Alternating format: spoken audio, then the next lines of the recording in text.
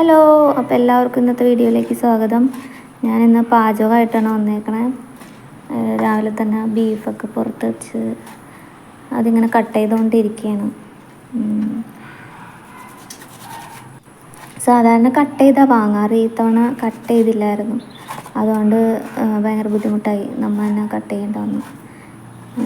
പിന്നെ ഇത് ചിലരൊക്കെ ഇങ്ങനെ അരിവാൾ വെച്ചിട്ടൊക്കെ കട്ട് ചെയ്യണ കാണാറുണ്ട് കേട്ടോ. എൻ്റെ വീട്ടിൽ ഉമ്മയൊക്കെ അരിവാൾ വെച്ചിട്ടാണ് ബീഫ് കട്ട് ചെയ്യാറ്.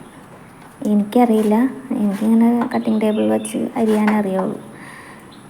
അങ്ങനെ പിന്നെ നമ്മുടെ വീഡിയോസൊക്കെ ഇഷ്ടപ്പെടുകയാണെങ്കിൽ ലൈക്ക് ചെയ്യുക, സബ്സ്ക്രൈബ് ചെയ്യുക. നിങ്ങൾക്ക് വല്ല അഭിപ്രായങ്ങളൊക്കെ ഉണ്ടെങ്കിൽ കമൻറ്റ് ചെയ്യുക.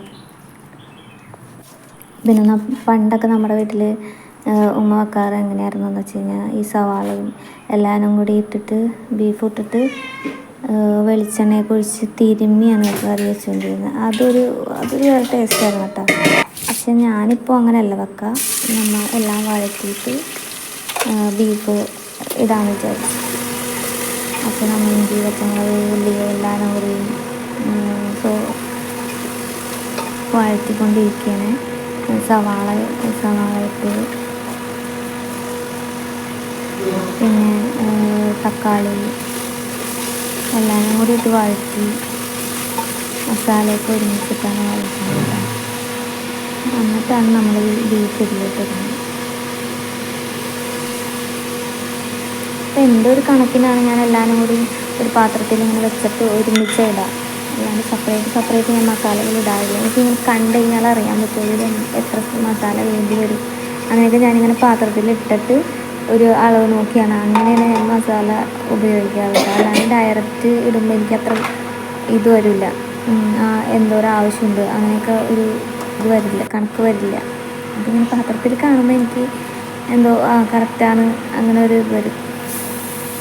പിന്നെ ഞാൻ ഈ ബീഫ് ഉണ്ടാക്കുമ്പോൾ ഒന്നെങ്കിൽ കൂർക്ക, അല്ലെങ്കിൽ ഉരുളക്കിഴങ്ങ്, അല്ലെങ്കിൽ കിഴങ്ങ് അതൊക്കെ ഇടാറുണ്ട്. അത് പണ്ട് മുതലേ അങ്ങനെ എനിക്ക് ഭയങ്കര ഇഷ്ടമാണ് ഈ ബീഫിലും ഇറച്ചിയിലൊക്കെ കിടക്കുന്ന ഒരു കിഴങ്ങൊക്കെ കഴിക്കാനായിട്ട്. അതുകൊണ്ടാണ് ഞാനിത് ഉണ്ടാക്കുമ്പോൾ അതും കൂടി ഇതിലേക്ക് ആഡ് ചെയ്യാറ്. അങ്ങനെ ഇടുന്നവരുണ്ടെങ്കിൽ ഒന്ന് കമൻറ്റ് ചെയ്യുക കേട്ടോ. എന്നെപ്പോലെ ഉള്ളവർ ഒന്ന് കമൻറ്റ് ചെയ്യുക.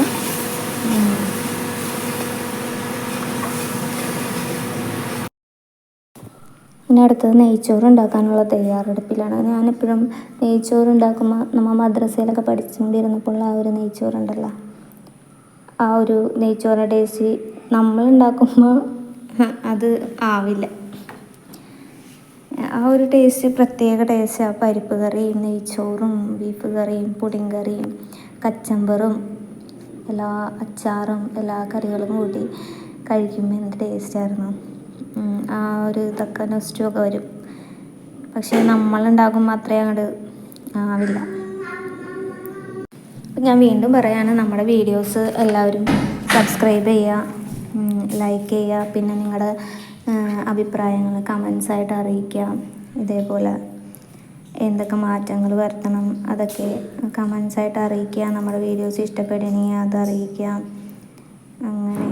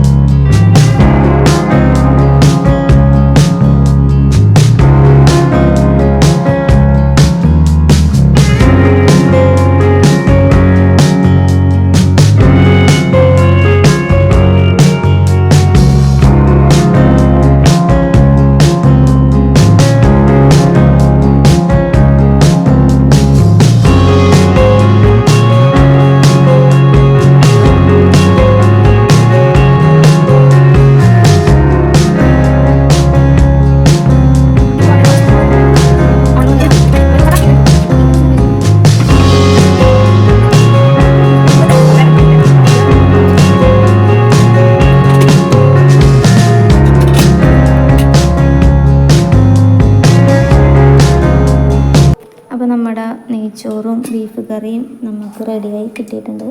നല്ല സ്മെല്ലുണ്ട്. ഇപ്പം തന്നെ അങ്ങോട്ട് കഴിക്കാൻ തോന്നും.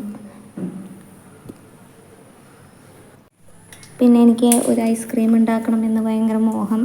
എനിക്ക് ഉണ്ടാക്കാൻ അറിയില്ല. അപ്പോൾ ഞാൻ യൂട്യൂബൊക്കെ നോക്കിയിട്ട് അതിനുള്ള തയ്യാറെടുപ്പിലാണ്.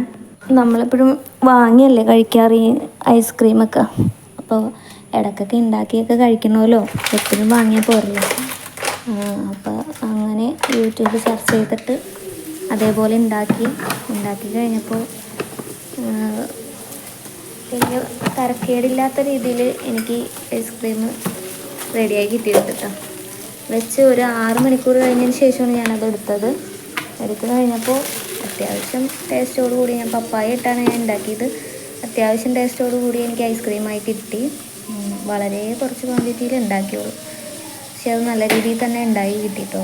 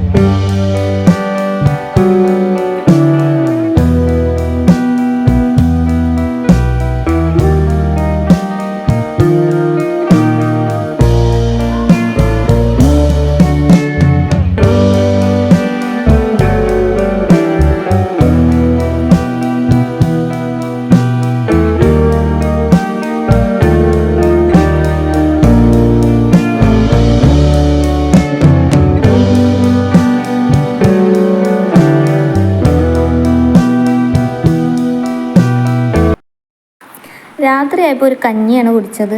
അങ്ങനെ ഒരു ആഗ്രഹം തോന്നി. അപ്പോൾ പൊടിയരിയിട്ട് ഒരു കഞ്ഞി ഉണ്ടാക്കി.